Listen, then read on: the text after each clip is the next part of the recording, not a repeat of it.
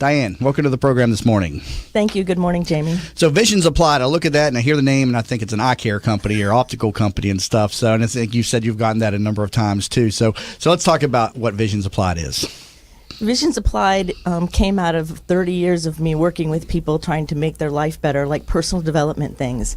And what I realized is there's so many people who have like a heart's desire or something that they're yearning for, maybe even like a thing they would say is missing, and they don't really know the how to go, what to do, and all of those things. And I have this great ability to listen to somebody and be able to help them apply their vision to their life so they can be happy and free of those limitations they previously had. Okay, so this is a life coaching business then? Am I correct in making that assessment? Not exactly. Okay, clarify then. It's not coaching. It's more of a mentoring and consulting kind of business. A coach is somebody who helps you get a specific thing done, like a game finished or, a project done.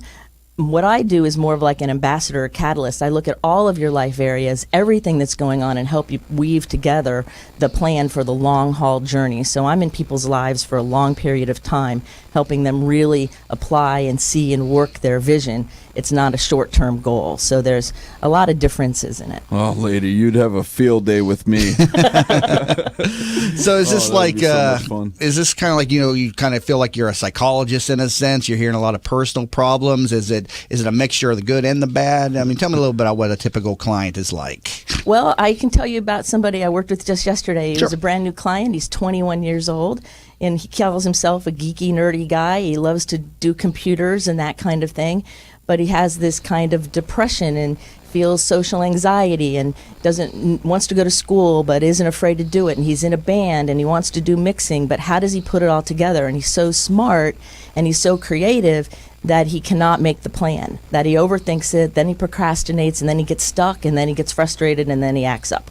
So he's in this cycle, and here he is, 21 years old, just brilliant on so many levels, and can't get out of his own way because he doesn't know how to make the plan. As soon as you said brilliant, I knew you were actually describing me. We don't have to mask it, Yes, I am. It is people like you. And so all I did yesterday was help him start the strategy, and then we're going to meet periodically, usually once a week or every other week, to make sure he's doing the strategy. And he has to give me feedback every day on what he's done. His nutrition was awful. I mean, and he hasn't remembered last time he had anything green, so his eyes were actually glazed because he's so malnourished, because he just didn't think he needs to eat because he's always on his computer. So it's all life areas, like, oh, you need to eat, and then you need to exercise, and now meditate over here and do these things in all the life areas so that then you can have a fulfilling, happy life, and that vision in your heart can actually show up. Okay, so you help to provide accountability in a sense, Yes. then I could say. So An accountability partner, right? Yeah, accountability partner in life. Now, you've been doing this 30 years, you Yes, said? 30 years. 30 years. So were you in a corporate position, another business before that? What was your transition into this life or this business? It was an organic transition because I have owned substance abuse treatment centers and other centers along the way. And about 15 years ago, I started working only with CEOs and professional people. In fact, I started the first executive program for substance abuse known in the country anyway. I was on Anderson Cooper's CNN for it and things like that. And all those corporate people were like, well, what do we do when we're gone? We need somebody to help us when we're out of here. Like, what do we do? And I just said, well, I'll help you. And so as I kept going, it kind of morphed into what it is now, where most of my people are either corporate people. I have some recording musicians I travel with, and all different kinds of people that just need somebody to help keep them on track. And it's all about applying their vision or getting them on that Yes. path in life to make them successful and meet their goals. And so you've done this for 30 years. I mean, do you have an idea of how many people that you've helped out through the years? A client number, for instance? I mean, is it thousands of people? Oh, yes. Thousands? It's probably 25, 30,000 people easily. So how do you market a service like this? Because it's not coaching, it's not mentoring, but it's a hybrid, as you explained it. And so how do you present this to the marketplace with clarity and get clients? When I work with somebody or I speak, usually they go, oh, I have to know you. So it kind of happens that way. But I tell people I'm a catalyst and I'm an ambassador for people who are bright and talented. And usually the visionary, smarter people will understand that, and they're the people I usually help. I kind of see it as a numbers game. This country and this world has all kinds of turbulence in it.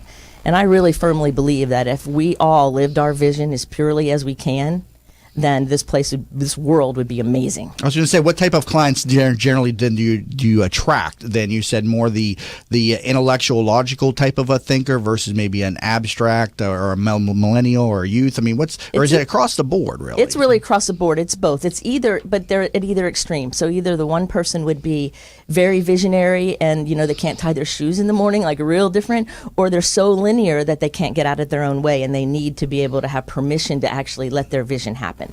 So usually they're stuck in one extreme or the other, and I help them find that balance. Okay. And I heard earlier in this discussion you're talking about you're an excellent listener, and I think that's a skill that's often underutilized and often under-discussed. It's something I credit myself with in being successful, is being a good listener. Yes. Talk to the audience about some skills or how they can become a better listener, because everybody always wants to jump in on the conversation and put their input in, but they don't want to sit back and listen. Exactly. The first thing I teach people is there's a difference between an actual dialogue and sequential monologues. And so many people, like you just said, are speaking or just waiting to speak. And so I teach my people first off to, when they're learning how to listen, to let the other person stop and count to 3 or 4 and then answer. So there's actually a pause for them in the middle until they start realizing that we have to actually hear what the person is saying. And then to see if you can understand it, like usually somehow say, am I clear on this, or what does this mean, or repeating it back but not directly. And just even getting them to pause for a few minutes sometimes with some of these people is really hard because they're used to jumping. And I'm like, whoa, stop, slow down. I think listening is an excellent technique when you're dealing with somebody who's just naturally argumentative, because in real estate and in other things, I've had situations where I've seen people practically talk themselves into my position because they just keep talking about it. Eventually, I just sit there, yes, okay, I understand, I see what you're saying. And they kind of come around to your position because they're used to getting combativeness, and you're just sitting there like, okay, yeah, all right, I got you, all right. So, I mean, have you had similar experiences, or how would you say? Oh, yes, I have a lot of people who are very argumentative. Like they come, it's kind of help me, but I don't want to do what you're suggesting. And so I just listen to them, and then I ask them how it's working for them, whatever they're doing, how's it working? And you wouldn't know me if it was working great. Right. So, what are we doing from there? And then I just listen. And there's 2 human needs, to be loved and to be heard. So I try to listen to what people are saying, and I try to listen to what they're not saying, to really help them see what they're not saying, but what's important to them. It's probably easier with somebody like me who has no idea what he's doing anyway, right? Right. It's very easy. Now, you're also the author of 2 books, and last time we talked about How to Quit Anything in 5 Simple Steps, which is the title of one of the books, and also the book, The Loneliness Cure, A Guide to Contentment. So let's talk a little bit about the loneliness cure, because there's a lot of people out there that are lonely. So for people that are experiencing that in their life, how do you help them get onto a path of happiness? Well, the book started because I was running a retreat, actually, and every single person identified loneliness or the fear of being lonely as their number one issue. So they asked me to write the book. And the first thing I try to teach people is loneliness is not a human issue. So if you feel lonely and you try to fill that with another person, that's not going to work. That you have to fill that hole in you with something higher than you, whether it's your vision, whether it's your heart's desire, whether it's something spiritual. It's not human in that sense. And so when people try to grab onto another person, it's like taking a hostage, when really it's about going within themselves and letting that beauty of them show up. And when that light shines, it fills the hole just like that, and they're not lonely anymore. So I did a good thing by going to the mall and hunting T-Rex. Yes, because I literally had anxiety through the ceiling, and I was bored as hell. Right. So you're saying a lot of people try to find somebody to plug that hole for them, but it's really something internal, a need that's not being filled. I mean, is there a situation though where somebody can fill that need too, or is it something on a higher level? Are you talking like a spiritual level? It can be both. I mean, there are people smart, visionary people, and anybody with a higher intelligence, and I really think it's anybody, but the research is for the talented people, have to have multiple peer groups. So if we think one person or one type of peer group is going to meet all of our needs, then we're wrong. We're multifaceted people. So most people who are lonely only have their family, or they only have their people at work, or they only have one little tiny area of people, when you want to have multiple people. You want to have your spiritual friends and your athletic friends and your professional friends and your business friends. That's why I'm a member of TBBO, actually, is because the people there get me on that business owner level. Right. When I race sailboats, those people get me on the racing sailboat level. and so I have those multiple peer groups that makes it impossible for me to be lonely, because whatever my need is, I'm feeling social anxiety, I can go to the mall and hunt T-Rex over here, or I can, call a friend and talk about it, or I can go meditate. So I have multiple options open to me, so that sense of loneliness doesn't have to creep in. Yeah, the more you talk, the more I realize I'm doing some things right. Yes. Good discussion this morning on this edition of That Business Show. Currently talking to Dianne Allen, founder of Visions Applied. You can learn more about this at visionsapplied.com or give her a call at 727-744-5852. Got to take a break. We got a little bit more with her when we come back from the break. On That Business Show, Jamie Meloni, where business becomes show business. Everybody kind of jumping back in their seats there, not paying attention there. So luckily Steve's like, hey, get back on the microphone there. So currently in studio with... It's a party in here. Currently in studio with Dianne Allen, founder of Visions Applied. You can learn more about this over at visionsapplied.com. And Dianne, in that last segment, we're talking about the book, The Loneliness Cure, A Guide to Contentment. And I wanted to ask, do you get the feeling, or do you get the sense that people that are in families and loving relationships also are lonely in some ways? Yes, a lot of times where people are happily married and they're in happy, happy in their families, and there is also a sense of loneliness. And so they start feeling guilty or upset or thinking it's the marriage that's the problem or the family. And often it's not. There's that heart's desire. There's that part of their life that's meant to be fulfilled that they're mistakenly think a human can fill, that they're not living who they're meant to be on whatever level, whether it's their career or there's an artistic passion that's, stuck in there that can't come out. And so when they uncover that, they see that maybe the beauty all around them is there. It's just, let's add this other dimension instead of just throw everything out and blame it on themselves. At or what someone age else. then do you start to see that people start to experience this loneliness? I mean, you hear a lot about the midlife crises and all this, but are you seeing this on the millennial level or in the youths and things like this? Because you've worked for 30 some years with so many different clients and you experience this. What are you seeing in that area? The places I see it the most common are people in their early 20s, late teens, like 21, 22, that area. And then I see it again as people get ready to retire. And, if their identity was their job or their identity was a certain thing, where they lived maybe even, and then that shifts and that they haven't had a balanced life. Do you think people are just getting lonely at a younger age? You think it has anything to do with the technology and the gap that's occurring because of internet addiction and the texting versus the personal touch? I mean, in your professional opinion, do you think any of that has connection to the loneliness that some of you are feeling today? Yes, absolutely, it does. We're biologically wired to be in contact with people. Like right now, we have eye contact and we're talking, and so our brains are harmonizing, and it's required for healthy development to have that.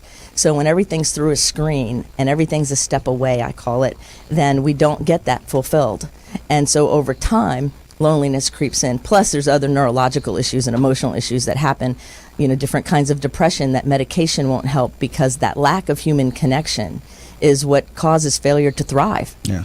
Good information. Now, the book, The Loneliness Cure, A Guide to Contentment, availability, where can people find that? It's in Barnes & Noble. It's on Amazon and through Balboa Press, and you can also purchase it on my website, visionsapplied.com. Good information and good topic right there, not often discussed on here. Now, your other book, How to Quit Anything in 5 Simple Steps. I wish you could help me get rid of this right here, a little Diet Coke that I have never been able to quit, and I used to smoke, and I quit smoking without issue. I'm done smoking. I'm done with it. I never felt an addiction to cigarettes. I smoked because the people that I hung around with, I was young, and I would go out to the bar, and it was just a fit. Right. But when I was away from that scene, it was like, why am I smoking? And I just quit. I can't quit the Diet Coke. So what are some tips you can give me to quit anything in these 5 simple steps? Well, one thing is to realize caffeine is the number 1 addicting chemical on the planet.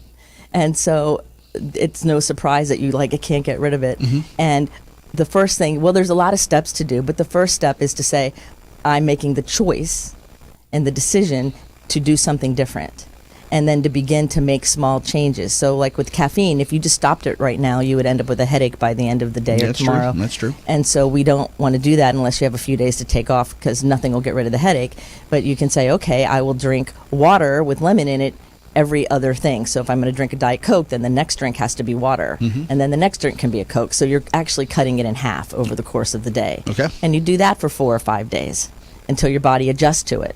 and then you cut it in half again, and do that for 4 or 5 days, and then you cut it in half again, and then pretty soon you don't even care about it anymore. So the 5 simple steps are really just cutting things in half 5 times? No, the five simple steps are completely different. The 5 simple steps have to do with acknowledging what the issue is, being open-minded to taking new action, taking the new action, and then practicing the action over and over. That's the short version of it. There's much more to it than that, but that's a short version. Good stuff, and a good discussion here on this early, what is it, Tuesday morning here. I think so. And now, yeah, like I said, I'm a little bit off with the late night last night. So, well, we got to wrap up this segment with Dianne Allen. So, Dianne, thank you so much. Good discussion this morning. Thank you very much for having me on the show, Jamie. Absolutely, and you can learn more about her at visionsapplied.com. Again, helping you reach your potential and your goals in life through mentoring programs, and been in business some 30 years. And you pick up the phone and give her a call, 727-744-5852, 727-744-5852, or visionsapplied.com.